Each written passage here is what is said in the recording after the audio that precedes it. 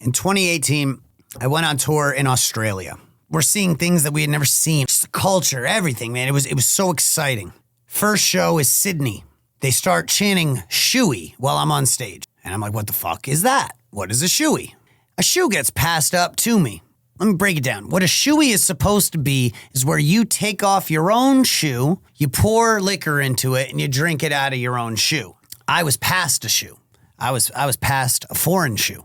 This was no normal shoe. This was a disgusting, this was like a lawn work shoe. I don't know why this guy wore this shoe to my show, honestly. Like, this was a shoe that was meant to be like next to the front door for when you're mowing the lawn. It was disgusting.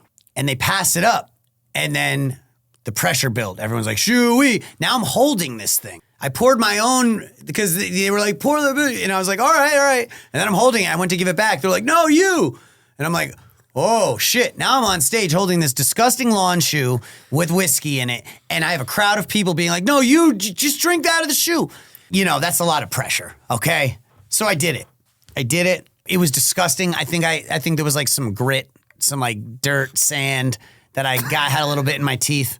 But we kept it moving, kept the show going. I gave this man his fucking shoe back. He put it back on his foot with whiskey in it, Now, the next day, I woke up with a rumbling in my tummy. I don't know what time it was because the time zone is so different in Australia. It's like you literally warp to another dimension. But I woke up early as fuck, and I spent the entire morning until we had to leave to go get on a flight to fly across Australia shitting on a toilet. And when I say I was sitting on the toilet shitting, I was shitting the entire fucking time. It was insane. Like, it hurt so fucking bad.